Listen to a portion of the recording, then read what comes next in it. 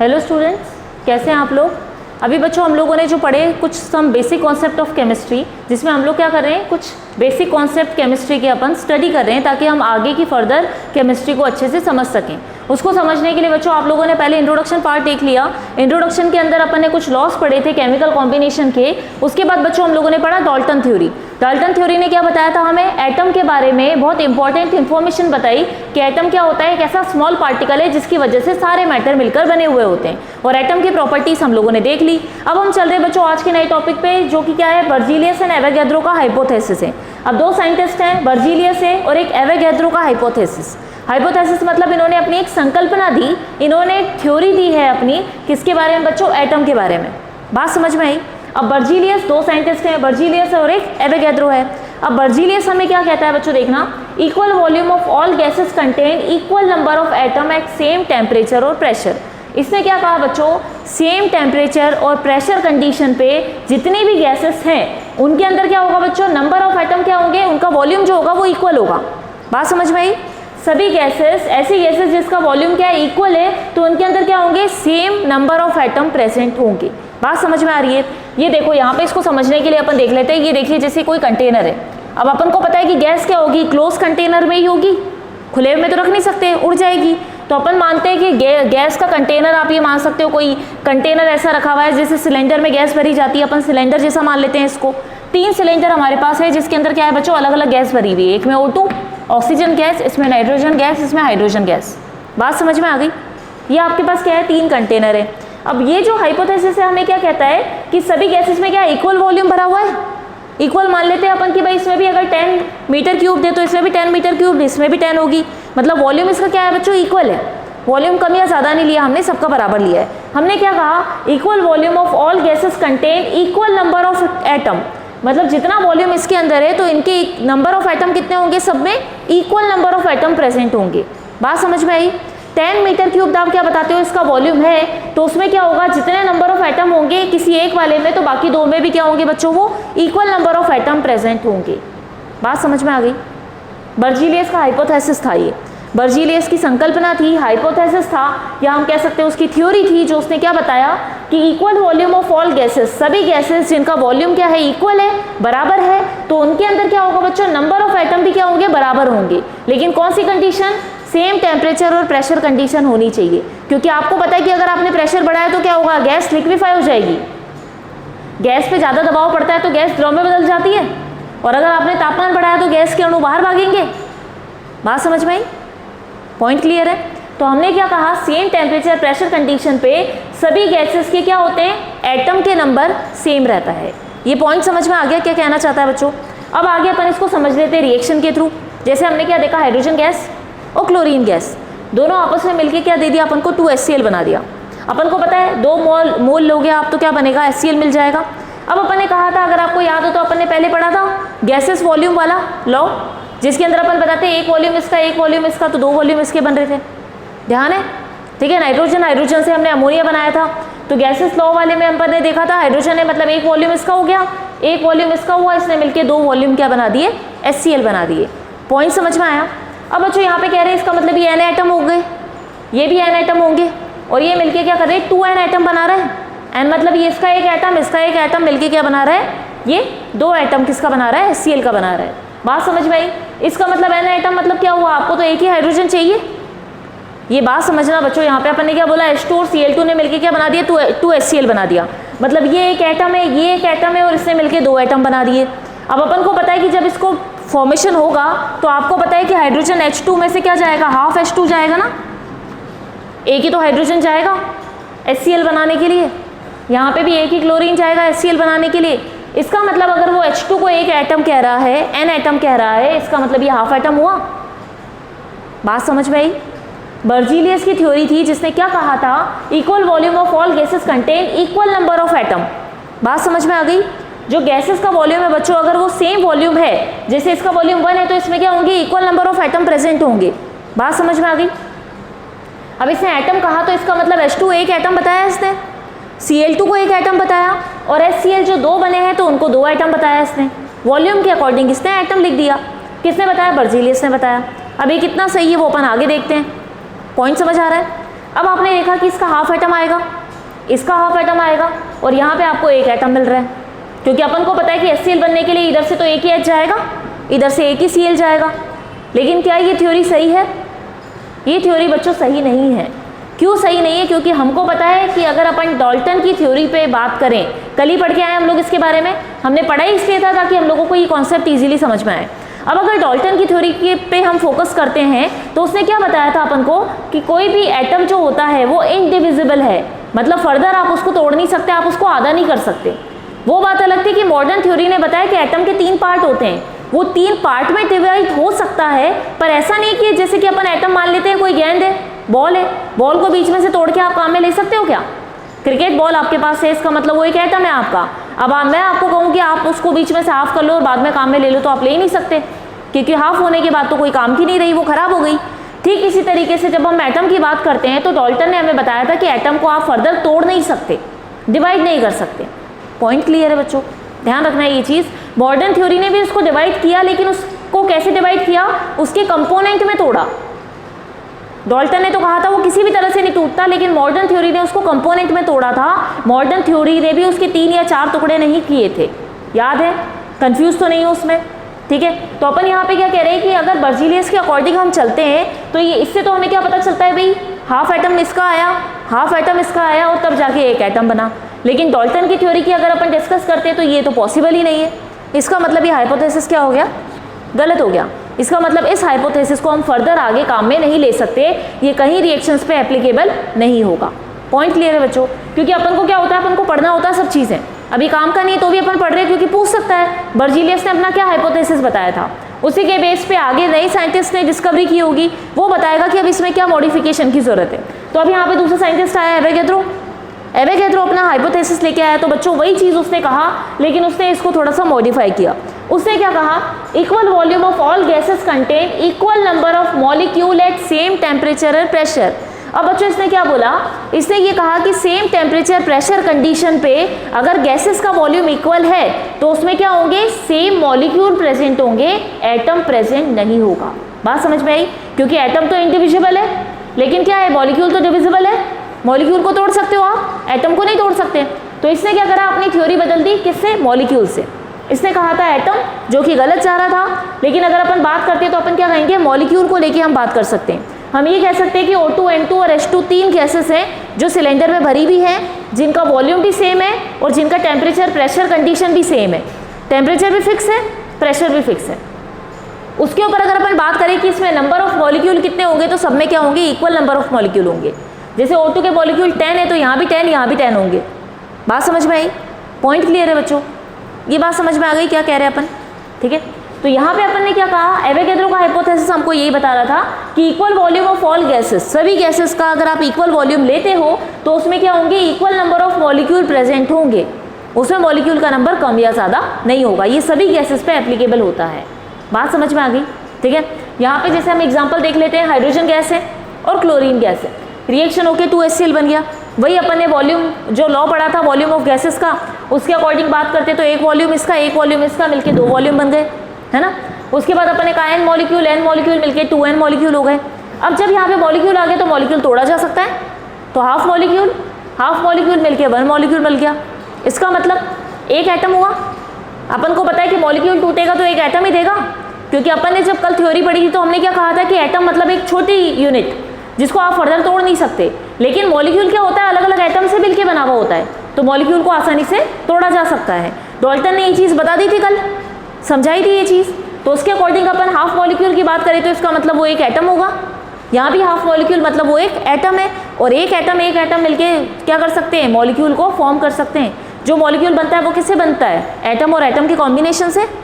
ये डाल्टन की थ्योरी में पढ़ा कल अपन ने। बात समझ में आ गई बच्चों अच्छे से? बर्जीलियस की थ्योरी हमें क्या बता रही थी? उसमें उसने कहा था कि equal number of atom present होते हैं। ठीक है, पूरा सेंटेंस सेम ही है कि भाई अगर आप अलग अलग गैसेस ले रहे हो, अगर उनका वॉल्यूम सेम है तो उसमें इक्वल नंबर ऑफ एटम होंगे, लेकिन एटम टूट नहीं सकता, इसलिए थ्योरी गलत हो गई। अब एवोगैड्रो ने क्या कहा? उसने सिर्फ ये कहा कि भाई वॉल्यूम सेम है तो वहाँ पे इक्वल नंबर ऑफ मॉलिक्यूल होंगे, सेम वॉल्यूम में same number of molecule present होंगे। बात समझ में आई? तो उसने मॉलिक्यूल यूज़ कर लिया जिसको फर्दर अपन डिवाइड कर सकते हैं, और हमें पता है मॉलिक्यूल बनता ही कैसे है, जब एटम और एटम आपस में कंबाइन होते हैं, कंबाइन होकर हमको क्या दे देते हैं, मॉलिक्यूल दे देते हैं। बात समझ में आ गई? एवोगैड्रो का हाइपोथेसिस समझ में आया क्या कह रहा है? अब अपन चलते बच्चों इसके एप्लीकेशन वाले पार्ट पे कि एवोगैड्रो का हाइपोथेसिस कहाँ कहाँ काम में आता है। ठीक है, तो ये रब कर दूँ इसको, हो गया, इतना समझ में आ गया सभी को। अभी यहाँ पे देखते बच्चों अपन चलते हैं, अपन ने बर्जीलियस और क्या देखिए एवोगैड्रो का हाइपोथेसिस देखा। एवोगैड्रो का हाइपोथेसिस हमको समझ में आ गया। अब उसका कुछ एप्लीकेशन पार्ट है, कहाँ कहाँ अप्लाई हो सकता है बच्चों वो देखना। एप्लीकेशन पढ़ते हैं अपन, एप्लीकेशन ऑफ एवोगैड्रो हाइपोथेसिस। ठीक है, अभी अपन पढ़ के आए थे।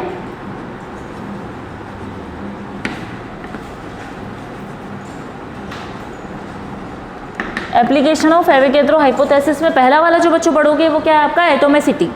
एटोमिसिटी का मतलब क्या होता है, यहाँ पे अपन बताते हैं total number of atom in a molecule. किसी मॉलिक्यूल में कितने total number of atom present होंगे उसको अपन किससे बताते हैं, उसकी एटोमिसिटी से बताते हैं। जैसे मान लो हाइड्रोजन है, हाइड्रोजन में अपन को पता है ये मॉलिक्यूल है, इस मॉलिक्यूल में कितने एटम है, 2, O3। ओजोन, ओजोन में कितने एटम है, 3। अमोनिया, अमोनिया में कितने एटम है, 4। तो जितने नंबर ऑफ एटम प्रेजेंट होंगे किसमें, मॉलिक्यूल में, वही उसकी एटोमिसिटी कहलाती है। बात समझ में आ गई? अपन ने अभी तक जो पढ़ा था एवोगैड्रो का हाइपोथेसिस, उसने यही तो बताया था कि क्या होता है कि हाफ मॉलिक्यूल काम में आता है, इसका मतलब एक एटम काम में आता है, और एटम एटम कंबाइन होकर मॉलिक्यूल को फॉर्म करते हैं। तो वही चीज़ अपन ने यहाँ पे देख ली, इसमें एटोमिसिटी से बता दिया। एटोमिसिटी मतलब नंबर ऑफ एटम कितने प्रेजेंट है किसी मॉलिक्यूल के अंदर, वो अपन ने देख लिया, एग्जाम्पल से समझ लिया, 2, 3, 4 इस तरीके से हो सकते हैं। अब अपन आ रहे हैं बच्चों यहाँ पे relation between molecular weight and vapour density. दो चीज़ है, मॉलिक्यूलर वेट अपन को पता है किसी मॉलिक्यूल का वेट, और वेट किसकी वजह से होता है, वो प्रोटॉन और न्यूट्रॉन की वजह से।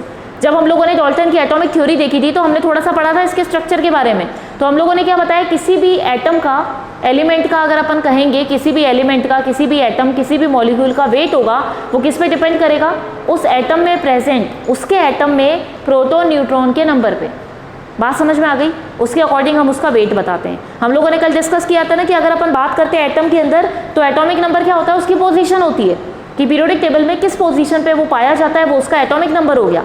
यही नंबर होता है। हाइड्रोजन पहले नंबर पे है, ठीक है, उसको अपन फर्स्ट नंबर देते हैं। फिर हीलियम आता है सेकंड नंबर पे, ये तो अपन लोअर क्लासेस में पढ़ के आए। फिर अपन बात करते हैं कौन सा, बोरोन, कार्बन, नाइट्रोजन, ऑक्सीजन, ये सारा चलता रहता है। उनके अकॉर्डिंग उनको नंबर दिए गए, कैसे नंबर पे रखे जाते हैं वो, ठीक है, तो उसके अकॉर्डिंग अपन बात कर लेते हैं। अब यहाँ पे अपन कह रहे हैं बच्चों मॉलिक्यूलर वेट, अपन ने कहा मॉलिक्यूलर वेट का मतलब क्या हुआ, किसी एटम में प्रोटॉन न्यूट्रॉन का नंबर, वही उसका मॉलिक्यूलर वेट, मॉलिक्यूलर मास को बताता है। बात समझ में आ गई? एटॉमिक मास किसका होता है, एटम के अंदर प्रोटॉन न्यूट्रॉन के नंबर। मॉलिक्यूलर मास का मतलब क्या है, मॉलिक्यूल में जितने भी एटम प्रेजेंट है उन सबके प्रोटॉन न्यूट्रॉनों का नंबर। बात समझ में आ गई? एक एटम के लिए तो उसका खुद के एटम का आ जाएगा वेट, मॉलिक्यूल की बात करेंगे तो जितने एटम प्रेजेंट है उन सबका वेट। जैसे मॉलिक्यूल अमोनिया है तो अमोनिया के लिए सबका वेट आएगा। बात समझ पाए? अगर अपन सिर्फ इसकी बात कर रहे होते कि एटम की बात कर रहे होते, जैसे अपन ने बात कर ली हीलियम होता है, हीलियम कभी भी क्या होता है, सिंगल फॉर्म में होता है, डबल नहीं होता वो, तो उसकी एटोमिसिटी कितनी आती है बच्चों, 1 आती है। अगर आपने पढ़ा हो पीरियोडिक टेबल में तो आपको ध्यान होगा कि कुछ गैसेस होती है जिसको अपन इनर्ट गैसेस कहते हैं। इनर्ट गैसेस के बारे में सुना है? ऐसी गैस जो कि निष्क्रिय गैसेस होती हैं।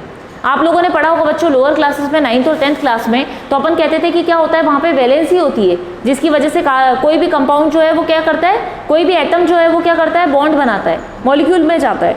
एटम से मॉलिक्यूल बना, कैसे बनेगा, कुछ ना कुछ वैलेंसी होगी। जैसे हम कार्बन की बात करते हैं, कार्बन ना तो 4 इलेक्ट्रॉन दे सकता है ना ले सकता है, वो क्या करता है, शेयरिंग कर लेता है।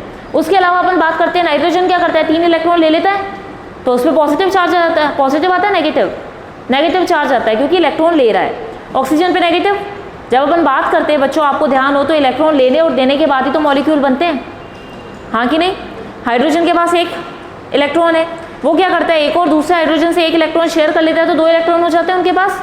तो इस तरह से क्या बनता है, H2 बनता है। अपन को पता है 2 होने चाहिए, 8 होने चाहिए आउटर मोस्ट में, तभी तो स्टेबल होते हैं। बात समझ में आ गई? तो अपन यहाँ पे क्या बात कर रहे थे, मॉलिक्यूलर वेट समझ में आया क्या हुआ?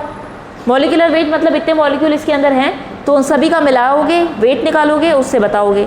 अब अपन यहाँ पे एक बात कर रहे थे, जैसे कि एटोमिसिटी 1 भी होती है किसी की, अपन ने 2, 3, 4 तो देख ली, 1 भी तो होती होगी किसी ना किसी की। तो 1 होती है बच्चों नोबल गैसेस की।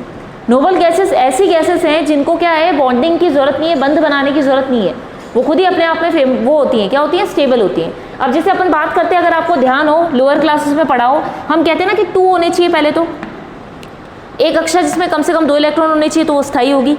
उसके बाद आगे चलते हैं अपन lithium, beryllium, boron, carbon, nitrogen वालों में, तो अपन कहते हैं अब इनके लिए अधिकतम इलेक्ट्रॉनों की संख्या कितनी हो गई, 8 इलेक्ट्रॉन होने चाहिए इनके पास, तभी तो स्टेबल होंगे। तो 8 बनाने के लिए वो लोग क्या करते हैं, वो किसी न किसी से शेयरिंग करते हैं। अपन जो कक्षक की बात करते हैं वो 1s 2s याद है आपको, कैसे होते हैं वो अपन और डिस्कस कर लेंगे। अभी तो आप इतना समझ लो, इतना भी अगर अपन को नहीं ध्यान है तो अपन सिर्फ इतना बात कर सकते हैं इस पर। अपन सिर्फ इतना समझ लेते हैं कि भाई अपन ने लोअर क्लासेस में देखा होगा तो हाइड्रोजन से लेकर अपन कहाँ तक पढ़ते हैं, नियॉन तक पढ़ लेते हैं, ठीक है। वहाँ तक 10 एटम पढ़ लेते हैं अपन लोग, 10 एटम है, वहाँ पे नाइट्रोजन फ्लोरीन के बाद आ जाता है, ठीक है। अपन बात करते हैं कि यहाँ तक जितने भी एटम है वो सारे के सारे क्या हैं, 10 एटम है, तो उनको क्या चाहिए होता है बच्चों, कम से कम इलेक्ट्रॉन चाहिए होते हैं। जैसे अपन कह सकते हैं ये क्लास है, क्लास में एक तो बेंच ऐसी रखी हुई है जिस पे 2 ही बच्चे बैठ सकते हैं, बात समझ पाए, और एक बेंच ऐसी रखी हुई है जिस पे 8 बच्चे एक साथ बैठ सकते हैं। अब 2 पे क्या होगा, 2 बच्चे बैठने के लिए एक बच्चा बैठेगा तो एक की कमी रहेगी, ठीक है, एक कम रहेगा, एक सीट खाली रहेगी, उस सीट को भरने के लिए किसी दूसरे बच्चे को बिठाना पड़ेगा, बात समझ पाए। अब हाइड्रोजन की क्लास में क्या होता है, एक ही बच्चा है, एक हाइड्रोजन के पास एक ही स्टूडेंट है, कोई टीचर है मान लो उसका नाम हाइड्रोजन है तो उसके पास एक ही बच्चा बैठा है, वो 2 बेंच वाले पे। अब एक बच्चा बैठा हुआ है तो मतलब उसके पास एक इलेक्ट्रॉन है, एक ही बच्चा है, एक दूसरा आने के लिए क्या करना पड़ेगा, एक और टीचर को अपने साथ लाना पड़ेगा, बात समझ में आए। हाइड्रोजन की बात करते हैं अपन, हाइड्रोजन को अपन हिंदी के टीचर से ले लेते हैं, एक किसी दूसरी क्लास के हिंदी के टीचर के पास एक बच्चा है, 11th क्लास के हिंदी के टीचर के पास एक बच्चा, 12th वाले के पास 2 बच्चे हैं, और पूरी क्लास में कम से कम 2 बच्चे तो बैठने ही चाहिए, एक बच्चे को आप पढ़ा नहीं सकते, क्या करेंगे, दोनों मिलके बिठा देंगे 11th 12th वाले आपस में। हिंदी के टीचर है, मतलब हिंदी का टीचर कौन हुआ, हाइड्रोजन हुआ, दोनों के पास एक एक इलेक्ट्रॉन है। अब दोनों को क्लास चलाने के लिए क्या करना पड़ेगा, कम से कम 2 बच्चे बिठाने पड़ेंगे, बात समझ रहे हो मेरी। 2 बच्चे बिठाने के लिए दोनों ने क्या करा, कंबाइन हो गए, जुड़ गए आपस में, और आपस में जुड़ के दोनों बच्चों को एक साथ ही पढ़ा दिया, क्योंकि क्या पढ़ते हो आप 11th 12th में, ग्रामर ही तो पढ़ते हो। पॉइंट समझ में आया मेरा, एग्जाम्पल समझ में आया क्या कहना चाह रहे हैं अपन, कि भाई अपन कह रहे हैं हाइड्रोजन के पास एक इलेक्ट्रॉन है, दूसरे के पास एक इलेक्ट्रॉन है, और अधिकतम सीमा है कि भाई 2 इलेक्ट्रॉन होनी चाहिए, नहीं तो आप माने ही नहीं जाओगे कि भैया आप रहते हो कि नहीं रहते, आपको मानेंगे ही नहीं हम। तो आपके एग्जिस्ट करने के लिए, आपके धरती पे पाए जाने के लिए कम से कम 2 इलेक्ट्रॉन होने चाहिए ताकि आप शांत बैठ जाओ एक जगह। पॉइंट समझ में आया। तो हाइड्रोजन क्या करता है, दूसरे हाइड्रोजन से बॉन्डिंग कर लेता है, पॉइंट क्लियर है। अब अपन बात करते हैं हीलियम की, हाइड्रोजन के बाद हीलियम आता है, उसके पास पहले से ही 2 इलेक्ट्रॉन होते हैं, तो उसको तो बॉन्ड बनाने की जरूरत है ही नहीं। इसका मतलब हीलियम के मॉलिक्यूल की भी बात हम करेंगे तो हीलियम के अंदर एक ही है, एटम एक ही है, तो इसकी एटोमिसिटी कितनी हो जाएगी, 1 हो जाएगी, बात समझ में आई। इसके अलावा हीलियम भी होता है, नियॉन होता है, आर्गन होता है, ये सारे बच्चों एक फैमिली के अंदर आते हैं। पी ब्लॉक एलिमेंट हम लोग पढ़ेंगे अभी आगे और फर्दर डिटेल पढ़ेंगे अच्छे से, उसके अंदर ये चीज़ देखेंगे जिसमें हम कहते हैं कि ये सब क्या होते हैं, ये निष्क्रिय होते हैं। मतलब यहाँ पे आप देख लो, जब अपन ने हाइड्रोजन की बात करी तो हाइड्रोजन क्या कर रहा था, एक इलेक्ट्रॉन लेने के लिए भागदौड़ करेगा। हिंदी का टीचर है, एक बच्चा बैठा है, वो दूसरे हिंदी के टीचर को ढूंढेगा, फिर बोलेगा आपके पास भी एक बच्चा है तो लाओ, तो मेहनत तो करेगा। और अब अपन कहते हैं इंग्लिश का टीचर, हीलियम मान लो इंग्लिश का टीचर है, जिसको 2 बच्चे चाहिए थे, 2 बच्चे हैं उसके पास, मेहनत की ज़रूरत है वो टीचर को, उसके पास पहले से ही 2 हैं, 2 ही चाहिए थे, 2 ही बच्चे हैं, बाकी दौड़ भाग करने की ज़रूरत नहीं है, एनर्जी खर्च करने की ज़रूरत नहीं है, तो अपन उसको क्या बोलते हैं, वो शांत बैठा हुआ है, उसको कहीं भी भागदौड़ करने की ज़रूरत नहीं है, तो वो अपन क्या कहलाते हैं, मतलब उसको रिएक्ट करने की ज़रूरत नहीं है। अपन कहते हैं ना रिएक्टिव कौन होता है, जिसको ज़रूरत है वही तो रिएक्ट करेगा। जैसे हिंदी के टीचर को ज़रूरत है वो रिएक्ट करेगा, इंग्लिश वाले टीचर के पास 2 बच्चे पहले से ही तो वो रिएक्ट करेगा ही नहीं, उसको ज़रूरत ही नहीं है। इसका मतलब वो क्या हो गया, नॉन रिएक्टिव। उसको आप क्या कह सकते हो, नॉन रिएक्टिव है, शांत है, ना झगड़ा कर रहा है, ना बात कर रहा है, ना किससे कुछ बोल रहा है, तो वो शांत है भाई टीचर। इसका मतलब हीलियम क्या है, शांत है। ये फैमिली पूरी क्या मानी जाती है, इसकी फैमिली होती है, इसमें और भी सारे जो सदस्य हैं वो सब ऐसे ही हैं, सबके पास भरपूर इलेक्ट्रॉन है, इनको कहीं मांगने की ज़रूरत नहीं है। एक हम कहते हैं ना किसी के पास पैसे की कमी है तो क्या करते हैं, पैसे मांगते हैं। किसी बच्चे को, स्टूडेंट को फीस भरनी है टाइम पे, उसके पास कम पैसे है तो क्या करेगा, बाहर वाले से लेके आएगा, कहीं ना कहीं से अरेंजमेंट करेगा, तो क्या होगा, वो एक्टिव होगा। अब दूसरा बच्चा ऐसा है जिसके पास फीस के पूरे पैसे है तो उसको भागदौड़ करने की ज़रूरत नहीं है, वो क्या हो गया, इनएक्टिव हो गया। बात समझ पाए मेरी, ठीक है। तो यहाँ पे अपन बात कर रहे थे कि हीलियम और उसके साथ और भी फैमिली में आते हैं, वो क्या होते हैं वो हम आगे और अपने चैप्टर्स में पढ़ेंगे। अभी समझ लेते हैं कि भाई हीलियम जो है वो एक ही एटम है, उसको ज़रूरत नहीं है अपने साथ हीलियम के दूसरे एटम को जोड़ने की। क्यों ज़रूरत नहीं है, क्योंकि उसके पास 2 इलेक्ट्रॉन है पहले से ही। हाइड्रोजन को 2 चाहिए थे कम से कम, उसको स्टेबल होने के लिए, उसको एग्जिस्ट करने के लिए 2 इलेक्ट्रॉन चाहिए ही चाहिए, इसलिए वो क्या करता है, अपने सेम दूसरे हाइड्रोजन के साथ बॉन्ड बना के क्या हो जाता है, जुड़ जाता है आपस में। अब अपन को पता है H2 मतलब हाइड्रोजन तो इसी रूप में ही रहेगा, ऑक्सीजन भी क्या होता है, ऑक्सीजन भी इस रूप में रहता है क्योंकि उसको भी स्थायी बनाना होता है। आपने पढ़ा होगा लोअर क्लासेस में इलेक्ट्रॉन की शेयरिंग होती है ना, ऑक्सीजन ऑक्सीजन आपस में शेयर करते हैं इलेक्ट्रॉन, बात समझ में आ गई। नाइट्रोजन नाइट्रोजन शेयर करता है तो नाइट्रोजन के बीच में बॉन्डिंग होती है। अगर अपन 2 वाले में बात करें तो N2 भी देता है और O2 भी देता है। इनकी एटोमिसिटी कितनी होती है, 2-2 होती है। हीलियम की अपन ने बात करी तो हीलियम के अंदर एक ही होगी क्योंकि इसको ज़रूरत ही नहीं है, इसके पास 2 इलेक्ट्रॉन है, तो ये सिंगल रूप में एक अकेला ये क्या कर सकता है, स्टेबल रह सकता है, इसको ज़रूरत ही नहीं दूसरे की। इसलिए अपन यहाँ पे कहेंगे इसकी एटोमिसिटी 1 है तो ये उसमें भी स्थायी है, 2 इलेक्ट्रॉन की ज़रूरत थी वो इसके पास है। इतना समझ में आया एटोमिसिटी के अंदर। अब अपन यहाँ पे बात कर रहे थे relation between molecular weight and vapour density. Vapour density क्या होती है वो अपन कैसे निकालते हैं बच्चों, ये देखना। किसी भी गैस की डेंसिटी जब आप उसकी डेंसिटी को हाइड्रोजन की डेंसिटी से डिवाइड कर देते हो, क्यों कर रहे हैं, क्योंकि हाइड्रोजन सबसे छोटा अणु है। अगर अपन बात करते हैं ना पीरियोडिक टेबल के अंदर, आवर्त सारणी पीरियोडिक टेबल की बात करते हो बच्चों, या आप कहते हो कि एलिमेंट, जितने भी एलिमेंट अर्थ में पाए जाते हैं सबसे छोटा वाला कौन सा होता है, हाइड्रोजन। बात समझ में आ गई। और वो अपन को पता है कि छोटे वाले जो अणु होते हैं सारे वो गैस रूप में होते हैं, जैसे जैसे इनका भार बढ़ता जाता है वैसे वो क्या होते जाते हैं, द्रव होते जाते हैं और बाद में ठोस होते जाते हैं। बात समझ में आई, ठीक है। तो अभी शुरुआत वाला है छोटा है तो ये क्या होगा, गैस होगा। 1-2 अणु ही आपस में इधर उधर घूम रहे होंगे, क्योंकि जब ज़्यादा अणु आ जाते हैं, ज़्यादा एटम आ जाते हैं, तब क्या होते हैं, वो भारी होकर क्या होने लगेंगे, स्टेबल होने लगेंगे। 1, 2, 3, 4 होंगे तो घूमेंगे तो गैस के रूप में।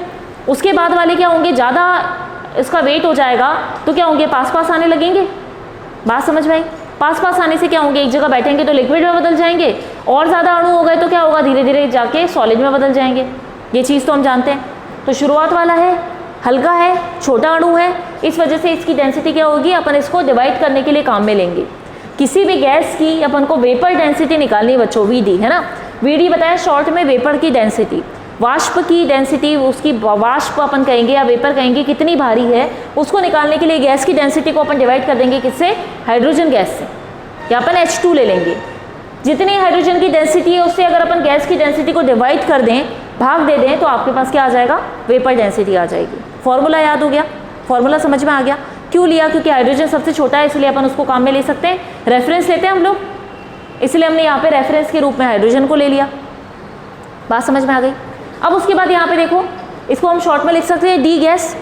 डेंसिटी तो ले रहे हैं, डेंसिटी को डी से बता दिया, ये किसी गैस के लिए, कोई भी गैस हो सकती है, ये किसी गैस के लिए ये ले लिया अपन ने, और यहाँ पे हाइड्रोजन का ले लिया अपन ने, ठीक है। अब यहाँ पे देखना डेंसिटी जब बच्चों अपन निकालते हैं तो कैसे निकालते हैं, मास अपॉन वॉल्यूम से। कितना किसका मास है उसको अपन वॉल्यूम से डिवाइड कर दो तो आपके पास क्या आ जाएगी, आपकी डेंसिटी आ जाएगी। बात समझ पाए, ठीक है। वेपर डेंसिटी के लिए हमने क्या लिख दिया, m gas for certain v litre volume. किसी v लीटर वॉल्यूम के लिए उस गैस का मास, मास अपॉन वॉल्यूम ही तो बोला अपन ने। डेंसिटी का मतलब क्या है, मास अपॉन वॉल्यूम। तो यहाँ पे अपन क्या कह रहे थे, डेंसिटी ऑफ गैस को अपन ये लिख सकते हैं कि किसी गैस का मास है इतने लीटर वॉल्यूम के लिए, वही उसकी डेंसिटी हो गई। हाइड्रोजन के लिए भी यही लिखोगे, यहाँ पे लिख रहे हो आप हाइड्रोजन का मास है सेम v लीटर वॉल्यूम के लिए, जितना वॉल्यूम इसका इतना वॉल्यूम इसका ही होगा। बात समझ पाए, अपन ने क्या कहा था, इक्वल वॉल्यूम पे चलते हैं अपन लोग, पॉइंट समझ में आया। अभी अपन क्या निकाल रहे हैं, वेपर डेंसिटी निकाल रहे हैं, उसको अपन ने क्या बोला, गैस की डेंसिटी को हाइड्रोजन की डेंसिटी से डिवाइड कर दो, ठीक है। अब अपन को पता चला डेंसिटी का फॉर्मूला मास अपॉन वॉल्यूम होता है, उसको जब आप इस सेंटेंस में रखोगे तो आप ये लिख सकते हो बच्चों, गलत है इसमें कुछ, ये समझ में आ रहा है क्या लिखा अपन ने। अपन यहाँ पे कह रहे हैं कि m गैस जो है, किसी गैस का मास जो है इतने v लीटर वॉल्यूम के लिए इतना होगा, तो हाइड्रोजन गैस के लिए भी सेम वही निकाल लेंगे उतने वॉल्यूम पर। इतना क्लियर है। अब अपन आते हैं यहाँ पे Vt निकाल रहे हैं अपन, ठीक है। Vt मतलब वेपर डेंसिटी, क्या, हाँ ये मास अपॉन वॉल्यूम है, हाँ हाँ, मतलब अपन ने बोला m gas for certain v litre volume, किसी v लीटर वॉल्यूम के लिए, मतलब जो भी वॉल्यूम रहा होगा वही सेम वॉल्यूम नीचे भी हाइड्रोजन का भी उतना ही रहेगा। 10 लीटर वॉल्यूम ले लेते हैं तो उसका भी 10 लीटर वॉल्यूम पे ही निकालेंगे, वॉल्यूम सेम रखेंगे, ठीक है। तो अपन ने यहाँ पे देखा किसी गैस के वॉल्यूम को, मतलब इतना मास उसके वॉल्यूम के लिए आ रहा है, तो सेम वही अपन ने बोल दिया हाइड्रोजन के लिए भी मास उसका सेम वॉल्यूम पे रहेगा, वॉल्यूम नहीं बदलेंगे पर मास तो दोनों का अलग अलग आएगा। जो गैस है उसका मास अलग होगा, हाइड्रोजन का मास अलग होगा, क्योंकि हाइड्रोजन छोटा है, वो गैस हो सकता है बड़ी हो, जैसे क्लोरीन, जैसे ऑक्सीजन, जैसे नाइट्रोजन, इनके मास अलग होंगे लेकिन वॉल्यूम तो सेम रहेगा। इसलिए अपन ने लिखा कि सर्टेन वॉल्यूम पे अपन मास देखते हैं, वही अपन ने यहाँ पे बोला कि सेम वही वॉल्यूम पे अपन क्या देख रहे हैं, हाइड्रोजन का मास देख रहे हैं। पॉइंट क्लियर है। अब अपन यहाँ पे आ रहे हैं, अब अपन यहाँ पे क्या बताया बच्चों, यहाँ पे देखना मास वॉल्यूम को अपन किससे बता सकते हैं, मास अपॉन वॉल्यूम ले रहे हैं अपन, ठीक है। यहाँ पे देखो वॉल्यूम तो सेम है तो वॉल्यूम कट जाएगा, हमने क्या कहा वॉल्यूम सेम है ना, सेम वॉल्यूम लोगे तो वॉल्यूम कट जाएगा एक दूसरे से। 10 लीटर वॉल्यूम लिया, ये भी 10 लीटर है तो कैंसिल आउट हो सकता है, मास तो अलग अलग है वो रहेगा। और मास को अपन किससे बता सकते हैं, नंबर ऑफ मॉलिक्यूल से बता सकते हैं। मास मतलब कितने नंबर ऑफ मॉलिक्यूल उसमें प्रेजेंट है, वही उसका मास हो गया। बात समझ पाए। मॉलिक्यूलर मास मतलब क्या बता रहे हो, नंबर ऑफ मॉलिक्यूल तो n मॉलिक्यूल से बता दिया हमने। किसी गैस के लिए उसका मास मतलब क्या हो गया, n मॉलिक्यूल हो गए, और इस हाइड्रोजन के लिए उसके n मॉलिक्यूल हो गए, वो उसका मास हो गया। अब उसी मास को अपन ने किससे बता दिया, n मॉलिक्यूल मतलब 1 मॉलिक्यूल लिख सकते हैं अपन। इसका जो अपन कह रहे हैं इस गैस के लिए 1 मॉलिक्यूल इसका मास है, तो हाइड्रोजन के लिए भी 1 मॉलिक्यूल उसका मास हो गया। बात समझ में आई, कैसे निकाला। अब आपको पता है कि अगर अपन 1 मॉलिक्यूल कहते हैं, इसका मतलब अपन क्या बता रहे हैं, मॉलिक्यूलर मास के लिए बता रहे हैं। पॉइंट समझ में आया। जब भी आप n मॉलिक्यूल या 1 मॉलिक्यूल लिखते हो तो 1 मॉलिक्यूल का मतलब उसका मॉलिक्यूलर मास से बात कर रहे हैं हम, कि उस गैस का मॉलिक्यूलर मास क्या होगा। अब मॉलिक्यूलर मास कैसे निकालते हो, आप उसके वेट से निकाल लेते हो। मॉलिक्यूलर वेट कितना है, मॉलिक्यूल मतलब गैस की बात करें अपन, नाइट्रोजन का वेट अपन को पता है कितना होता है 14, 2 का कितना होगा 14 + 14 कितना आ जाएगा बच्चों 28, तो 28 इसका क्या हो गया मॉलिक्यूलर मास। एक मॉलिक्यूल की बात करी, बात समझ में आई। यहाँ पे मास निकाल रहे हो, मास किसके लिए निकालोगे, n मॉलिक्यूल जितने प्रेजेंट हैं। अब नाइट्रोजन गैस की हम बात कर लेते तो हम क्या कह रहे हैं अभी यहाँ पे कि एक मॉलिक्यूल है, एक मॉलिक्यूल का मतलब इसके मॉलिक्यूलर मास पे जाएंगे, मतलब मॉलिक्यूलर मास इसका इससे निकलेगा, वेट से निकलेगा, इसके वेट से। इसका वेट अपन को पता है भाई, एक नाइट्रोजन में 14 होता है इसका वेट, तो 2 के लिए कितना हो जाएगा 28 हो जाएगा। बात समझ में आई कैसे आया अपन फॉर्मूले पे। तो यहाँ तक समझ में आ गया आपको कि अपन ने बोला 1 मॉलिक्यूल मतलब इसका मॉलिक्यूलर मास, ठीक है। तो यहाँ पे अपन ने लिख दिया मॉलिक्यूलर मास ऑफ गैस, जिसकी वेपर डेंसिटी निकालनी है उसी गैस के लिए लेंगे अपन, वो गैस कुछ भी हो सकती है, और डिवाइडेड बाय 2 क्यों लिया अपन ने, क्योंकि हाइड्रोजन के लिए आप आओगे तो उसका मॉलिक्यूलर मास कितना हो जाएगा बच्चों 2 होता है ना, एक हाइड्रोजन के लिए 1 तो दूसरे वाले के लिए 2, तो सीधा अपन 2 लिख सकते हैं यहाँ पे, क्योंकि हाइड्रोजन तो छोटा है। पॉइंट समझ में आया। उसके बाद आया अपन मॉलिक्यूलर मास गैस का निकालने के लिए क्या हो गया, Vd बराबर इतना, तो मॉलिक्यूलर मास निकालेंगे उस गैस का निकालने के लिए अपन इसको 2 × Vd से डिवाइड कर सकते हैं।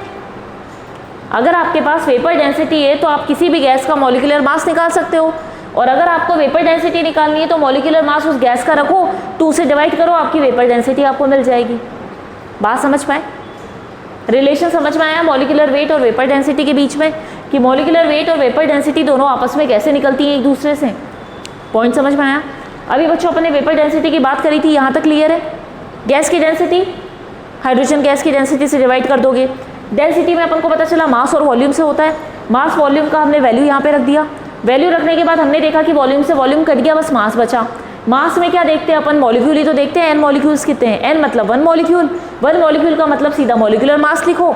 गैस का मॉलिक्यूलर मास डिवाइडेड बाय 2 कर दिया। 2 क्यों लिखा, क्योंकि हाइड्रोजन का मॉलिक्यूलर मास 2 ही होता है, या हाइड्रोजन का मॉलिक्यूलर वेट जो होता है बच्चों वो 2 ही आता है, तो 2 से हमने डिवाइड कर दिया। अब इसको कैसे भी लिख लो, अब आपके पास मॉलिक्यूलर मास गैस का है, उसको 2 से डिवाइड करोगे तो वेपर डेंसिटी आ जाएगी। वेपर डेंसिटी आपके पास है तो मॉलिक्यूलर मास आप इसको इससे निकाल सकते हो, molecular weight is equal to 2 × vapour density. इस फॉर्मूले को हम लोग इस तरीके से लिखते हैं। बात समझ में आ गई, कैसे डिराइव हुआ वो समझ में आया, ठीक है। अब आपके पास अगर ये वैल्यू है तो आप यहाँ पे रख के निकाल सकते हो, वेपर डेंसिटी है तो आप मॉलिक्यूलर वेट निकाल सकते हो। पॉइंट क्लियर है, रिलेशन क्या होता है दोनों का आपस में समझ में आ गया। तो हम कह सकते हैं कि मॉलिक्यूलर वेट जो होता है वो वेपर डेंसिटी का क्या होता है, डबल होता है, मतलब हाफ होता है। या हम ये कह सकते हैं कि भाई वेपर डेंसिटी जो है वो मॉलिक्यूलर वेट की डबल होती है, 2 × बात समझ में आई। क्या कहा हमने कि मॉलिक्यूलर वेट क्या है, वेपर डेंसिटी जितनी है उसका डबल होगा, या वेपर डेंसिटी जो है वो मॉलिक्यूलर वेट की आधी हो जाएगी। डिवाइड करके निकाल सकते हो आप, दोनों उसका रेसिप्रोकल करके निकाल सकते हैं हम लोग। पॉइंट क्लियर है, यहाँ तक समझ में आ गया एप्लीकेशन। अब चलते हैं अपन थर्ड वाली एप्लीकेशन पे, ठीक है। इसको मैं पहले लिख रही हूँ, उसके बाद समझाऊंगी, पहले इसको नोट कर लो, रब कर दूँ ये सारा, ठीक है। यहाँ से अपन लिख लेते हैं इसको। अभी जो पढ़ा वो समझ में आ गया क्या है ना, एवोगैड्रो का नंबर समझ में आया और उसका पूरा हाइपोथेसिस आ गया। अब उसकी क्या एप्लीकेशन है वो देख लो, उसके बाद अपन इससे रिलेटेड न्यूमेरिकल करेंगे तो तुम्हें और क्लियर हो जाएगा, ठीक है। उसके बाद अपन एक टॉपिक और करेंगे, ये वाला देख लो। यहाँ पे देख लेते बच्चों अपन, यहाँ पे इसका थर्ड वाला एप्लीकेशन जो है आपका ग्राम मॉलिक्यूलर वॉल्यूम, है ना। ग्राम मॉलिक्यूलर वॉल्यूम कैसे निकालते हैं, इसको अपन शॉर्ट में GMV भी कहते हैं। ये कैसे निकलेगा यहाँ पे देखना, अपन कहते हैं नॉर्मल टेम्परेचर प्रेशर और स्टैंडर्ड टेम्परेचर प्रेशर कंडीशन, है ना। स्टैंडर्ड टेम्परेचर प्रेशर कंडीशन जिसपे अपन टेम्परेचर और प्रेशर को क्या रखते हैं, कांस्टेंट रखते हैं। 1 एटमॉस्फेयर प्रेशर पे और 273 केल्विन टेम्परेचर पर आपका क्या होता है, ये रिएक्शन कंप्लीट होता है, ठीक है। यहाँ पर अपन कह रहे हैं 1 मोल गैस जो है उसका कितना वॉल्यूम आता है, 22.4 लीटर वॉल्यूम आता है। कैसे आता है वो देख लेते हैं अपन। अगर अपन बात करते हैं डेंसिटी हाइड्रोजन की, ठीक है, हाइड्रोजन गैस, ठीक है, हाँ ये सही है इसका, वो ये वैल्यूज थी ना, ठीक है, मैं आपको बता दूंगी अभी, है ना। इनकी क्लास कब चालू होगी, दूसरी वाली, मेरे बाद वाली?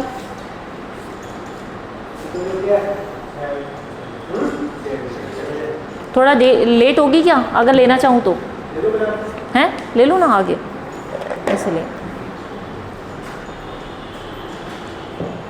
ये लिख लिए। यहाँ पे देख रहे थे अपन, बात कर रहे थे तो अपन क्या कह रहे थे, NTP, है ना, नॉर्मल टेम्परेचर प्रेशर या स्टैंडर्ड टेम्परेचर प्रेशर कंडीशन पे अपन क्या कह रहे हैं, 1 मोल किसी भी गैस का होगा, उसका वॉल्यूम निकालोगे, किसी भी गैस के वॉल्यूम, किसी भी गैस के मोल का वॉल्यूम निकालते हैं बच्चों अपन, तो क्या कहते हैं, 1 मोल ऑफ गैस इक्वल होता है किसके, 22.4 लीटर वॉल्यूम के। कैसे होता है, तो यहाँ पे अपन देख रहे हैं नॉर्मल टेम्परेचर प्रेशर कंडीशन पे अगर अपन हाइड्रोजन की डेंसिटी निकालते हैं, मतलब हाइड्रोजन कितना डेंस होगा, तो कितना वैल्यू आता है इसका, 0.00089 ग्राम पर ml। इतना ग्राम 1 ml में हाइड्रोजन गैस प्रेजेंट होगा, मतलब उसकी डेंसिटी अपन ने निकाल ली, मास अपॉन वॉल्यूम से निकाल ली, ठीक है, उसमें निकाल ली 1000 ml के अंदर। 1000 ml मतलब अपन क्या बता रहे हैं, 1 ml में इतना, तो 1000 में कैसे करके निकाल सकते हो आप इसको, ठीक है। अब यहाँ पे अपन कह रहे हैं अगर वॉल्यूम निकाल रहे हैं 1 लीटर में, तो मतलब अपन ने कितना निकाला, इसको 1000 ml में निकाला, इसका मतलब इसका मास कितना हो गया, 0.089।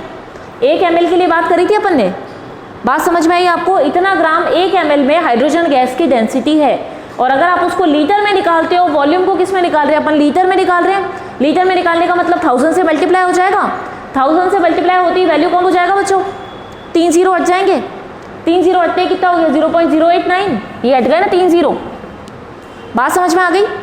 ग्राम पर ml को अपन ने क्या कर दिया, ग्राम पर लीटर में बदल दिया, ग्राम पर लीटर में बदलती है, मल्टीप्लाई करती है, 0.089 ग्राम आ गया अपने पास, ठीक है। अब अपने को पता है 0.089 ग्राम हाइड्रोजन जो है वो 1 लीटर पे, इतनी डेंसिटी है उसकी, कितने, 1 लीटर के अंदर। बात समझ में आई। तो अपन यहाँ पे निकाले कि 1 ग्राम हाइड्रोजन की डेंसिटी कितनी होगी, तो डिवाइड करके निकाल सकते हो आप। ये पॉइंट समझ में आ रहा है क्या कह रहे हैं अपन। हमने क्या कहा कि ग्राम मॉलिक्यूलर वॉल्यूम निकालना है हमको, कि ग्राम मॉलिक्यूलर वॉल्यूम होता क्या है। ग्राम मॉलिक्यूलर वॉल्यूम क्या होता है कि जब अपन 1 मोल ऑफ गैस का वॉल्यूम देखते हैं, तो वो वॉल्यूम आपके पास 22.4 लीटर वॉल्यूम निकल के आता है किसी भी गैस के लिए। सभी गैसेस के लिए अगर हम बात करें कि उसका 1 मोल, ये गैसेस के लिए बात होगी, सॉलिड लिक्विड की बात नहीं कर रहे हम यहाँ पे कह रहे हैं कि किसी भी गैस के लिए अगर अपन उसका वॉल्यूम निकाले तो 1 मोल ऑफ गैस का वॉल्यूम कितना लेगा, किसके इक्वल होगा, 22.4 लीटर के। कैसे इक्वल होगा, तो हम ये कैलकुलेट करके यहाँ पे देख रहे हैं। इसी को अपन क्या कहते हैं, ग्राम मॉलिक्यूलर वॉल्यूम कहते हैं, जो कि हर गैस के लिए इक्वल निकल के आता है। भाई 1 मोल का अगर आप निकालोगे तो 22.4 लीटर ही उसका वॉल्यूम आएगा, फिक्स होगा ये वॉल्यूम। कैसे निकला, तो अपन ने यहाँ पे देख लिया हाइड्रोजन गैस की डेंसिटी जो कि ग्राम पर ml के अंदर इतनी होती है, उसको लीटर में कन्वर्ट किया तो 1000 से मल्टीप्लाई करके वैल्यू निकाल लिया। अब अपन यहाँ पे कह रहे हैं कि भाई इतने ग्राम हाइड्रोजन जो है वो क्या होता है, 1 लीटर वॉल्यूम जो है उसके अंदर पाया जाता है। तो अपन कहेंगे कि 1 ग्राम हाइड्रोजन के लिए कितना होगा इसका डेंसिटी, वो निकालने के लिए आपने क्या किया, 1 लीटर से इसको डिवाइड कर दोगे। बात समझ में आई। इतने ग्राम हाइड्रोजन जो है वो 1 लीटर के लिए है, तो 1 ग्राम हाइड्रोजन कितने लीटर के लिए होगा, तो निकालने के लिए डिवाइड होगा, डिवाइड वैल्यू निकाल ली अपन ने। अब अपन यहाँ पे कह रहे हैं कि 1 ग्राम अपन ने हाइड्रोजन का कहा, अब अपन 2 ग्राम के लिए निकालेंगे। 2 ग्राम मतलब क्यों, अपन ने किससे ले लिया, 1 मोल हाइड्रोजन के लिए, मतलब 1 हाइड्रोजन के लिए 1 ग्राम मान लेते हैं, तो 2 हाइड्रोजन के लिए 2 ग्राम हो गया। 2 हाइड्रोजन है ना बच्चों, यहाँ पे 1 मोल अपन हाइड्रोजन का ले रहे हैं, तो इसका मतलब उसमें 2 हाइड्रोजन प्रेजेंट है। तो 2 ग्राम हाइड्रोजन के लिए कितना होगा, तो अपन उसको 2 से मल्टीप्लाई कर देंगे। डिवाइड करोगे आप इसको, 1000 से डिवाइड करोगे, डिवाइड करने के बाद 2 से मल्टीप्लाई करके निकालोगे तो बच्चों ये वैल्यू आ जाएगा आपके पास। कैलकुलेट करके देखोगे, कैलकुलेशन के पास आपके पास जो वैल्यू निकल के आएगा वो आएगा 22.4 लीटर। इसका मतलब क्या हुआ कि 1 मोल की बात करी थी अपन, 1 मोल हाइड्रोजन के अंदर उसका कितना वॉल्यूम होता है गैस का, 22.4 लीटर वॉल्यूम आता है। तो ये क्या वॉल्यूम है, ग्राम मॉलिक्यूलर वॉल्यूम कहते हैं अपन इसको, शॉर्ट में GMV कहते हैं। किसी भी गैस के लिए उसका ग्राम मॉलिक्यूलर वॉल्यूम निकालेंगे तो एक मोल के लिए कितना निकल के आएगा, 22.4 लीटर। किस पे, स्टैंडर्ड टेम्परेचर और प्रेशर कंडीशन पे। जब आपने टेम्परेचर प्रेशर क्या किया है, कांस्टेंट किया है, उसको बढ़ाया नहीं है, उस कंडीशन पे आपके पास वॉल्यूम निकल के आता है कितना, 22.4 लीटर। बात समझ में आई, कैसे निकला वो समझ में आ गया। कैलकुलेशन वाले पार्ट में डाउट है किसी को, क्लियर है। अब चले आगे, ठीक है। अब अपन इससे रिलेटेड कुछ एग्जांपल्स देख लेते हैं कैसे होते हैं।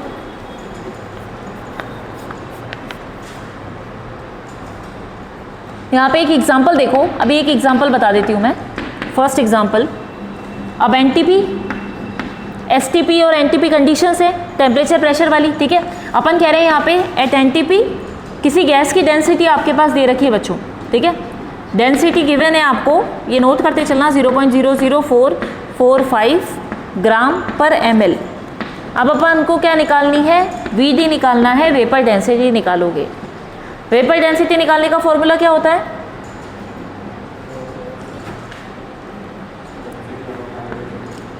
आपको क्या क्वेश्चन पूछा है, एनटीपी कंडीशन पे किसी गैस की डेंसिटी आपको इतनी दी हुई है, अब आपको क्या फाइंड आउट करना है, इसकी वेपर डेंसिटी निकालो। वेपर डेंसिटी क्या होती है, वेपर डेंसिटी निकालने का फॉर्मूला अगर आपको पता हो तो अपन कैसे निकालते हैं, density of gas divided by density of hydrogen. Density gas की आपके पास दी हुई है 0.00445 ग्राम पर ml डिवाइडेड बाय 0.000089 ग्राम किसका है, हाइड्रोजन का है। अभी अपन लेके आए थे ग्राम पर ml में कितना है, यही लिखा हुआ है, ये रहा 0.000089। डेंसिटी हाइड्रोजन की बता दी अपन ने, वहाँ पे उसकी डेंसिटी इतनी है, गैस की डेंसिटी इतनी है। कैलकुलेट करो कितना आ जाएगा, कैलकुलेट करो, बताओ मुझे कितना आता है, कैसे भी कर लो, कैलकुलेशन कर लो इसका, बताओ कितना आंसर आना चाहिए, कितना आएगा इसका, कैलकुलेट करो। फ़ोन है, कैलकुलेटर है, तो निकाल के कर लो, कैसे भी डिवाइड कर लो, फटाफट बता दो कैसे आता है। कैलकुलेशन के लिए काम में ले सकते हैं अपन, अभी निकाल के कर लो एक बार।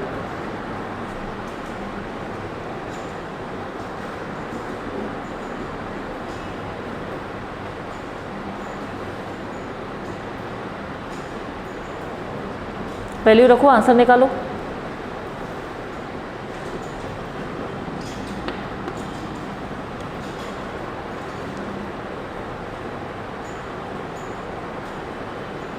(0.00445 डिवाइडेड बाय 0.000089 क्या,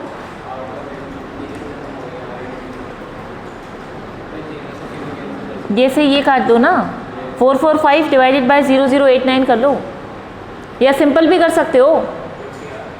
अगर आप इसके पॉइंट हटाओगे, आपस में एक दूसरे को कैंसिल आउट करो, तो यहाँ पे क्या हो गया, 44500 डिवाइडेड बाय 89, ये भी हो सकता है। करो 44500 डिवाइडेड बाय 89, ये लिखो ना, आराम से आएगा। हाँ 44500 हो गया ना, 2 0 नीचे के हटा के पीछे लगा सकते हैं ना अपन।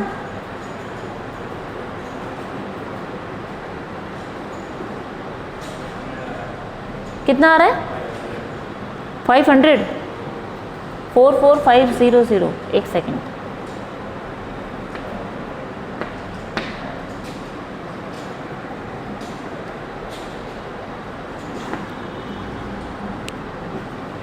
पॉइंट से पॉइंट कैंसिल हो गया। 445 डिवाइडेड बाय 89 करो, कितना आ रहा है, 5000 आ रहा है। एक सेकेंड, ये ना 4450 है, ये 4450 डिवाइडेड बाय 89 50 आ रहा है आंसर, सही है, ठीक है।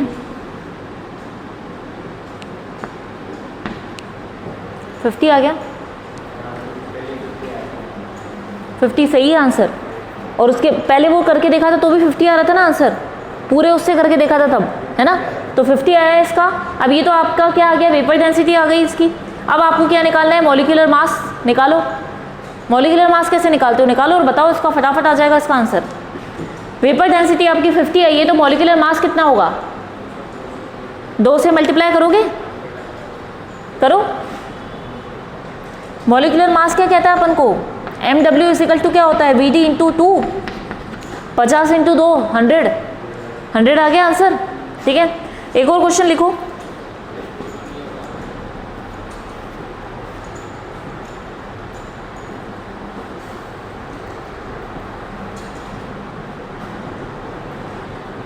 एक और क्वेश्चन नोट करो, लिखना क्वेश्चन, लिखो find out volume and mole of, ये रब कर देती हूँ मैं, find out volume and mole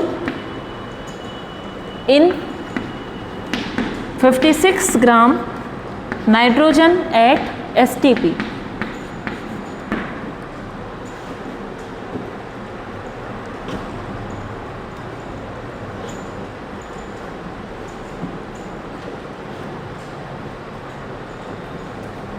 volume and मोल बताना है आपको 56 ग्राम N2 में STP पे, है ना। सबसे पहले वॉल्यूम निकालोगे, वॉल्यूम निकालो। अब आप बात बताओ यहाँ पे, अगर अपन नाइट्रोजन की बात करते हैं, नाइट्रोजन गैस की, इसका मतलब कितना ग्राम होगा, उसका 28 ग्राम होगा वैल्यू। वॉल्यूम निकालना है तो आप खुद देखो कि अपन क्या बात कर रहे हैं, नाइट्रोजन के पास 28 ग्राम है, नाइट्रोजन के पास कितना वेट है, 28 ग्राम। अब अपन अभी अभी पढ़ के आए थे ये चीज़, 1 मोल के अंदर इतना लीटर गैस का वॉल्यूम होता है। 1 मोल मतलब यहाँ पे कितने, 2 मोल है नाइट्रोजन के, हाँ कि नहीं। या फिर अपन कह सकते हैं सॉरी, नाइट्रोजन के 2 मोल नहीं है, नाइट्रोजन का 1 मोल ही है ये, N2 मतलब 1 मोल की बात करोगे। 2 नाइट्रोजन या 2 हाइड्रोजन, या फिर अपन ने कहा था 1 मोल। 1 मोल में कितना लीटर वॉल्यूम है, 22.4, तो 56 में कितना होगा, कैसे निकलेगा, निकालो। 28 ग्राम के अंदर कितना वॉल्यूम आता है इसका, 22.4। 56 में कितना ग्राम वॉल्यूम होगा, कैसे निकालोगे,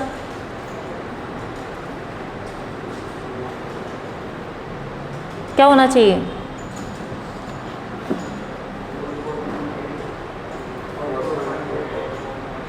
कितना आएगा, 4.8 डबल हो जाएगा। डबल होगा कैसे वो देखना है पहले। क्या करते हैं अपन, 28 ग्राम में इतना वॉल्यूम है तो 1 ग्राम में कितना होगा, तो डिवाइड हो जाता है वो। 28 में इतना है तो अपन निकालते हैं ना बीच में 1 ग्राम में कितना होगा, तो 22.4 डिवाइडेड बाय 28 ग्राम। फिर अपन कहेंगे 56 में कितना होगा, तो वो उसके साथ मल्टीप्लाई में चला जाएगा, वही उसका 2 से करके, और आंसर आ जाएगा 44.8। ठीक है, अब मोल निकालो, मोल कितने हैं इसमें, मोल निकालेंगे तो मोल में खुद दिमाग लगाओ कितना होगा मोल। वॉल्यूम पूछा और मोल पूछा, मोल इससे भी इजी है, बताओ कितने मोल होंगे इसमें, दिमाग लगा के बताओ फटाफट।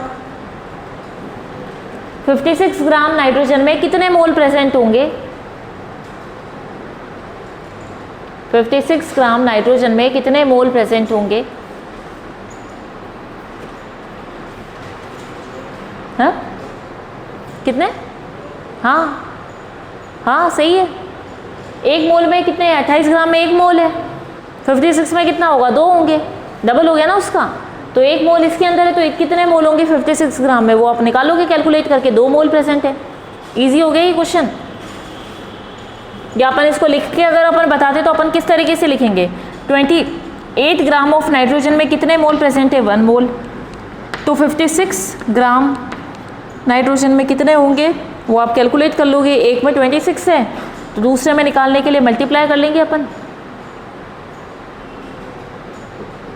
तो कितने मोल आ गए यहाँ पे, 2 मोल आ जाएंगे।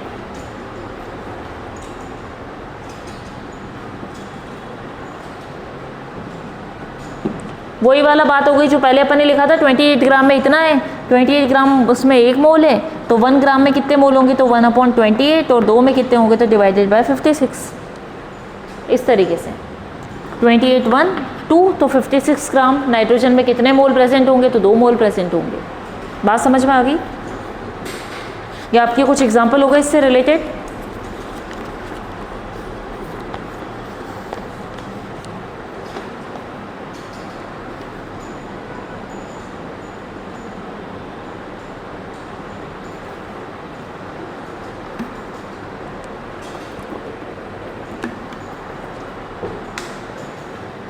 इसको रब कर दें। क्लियर है? और एग्जाम्पल करने के इसके,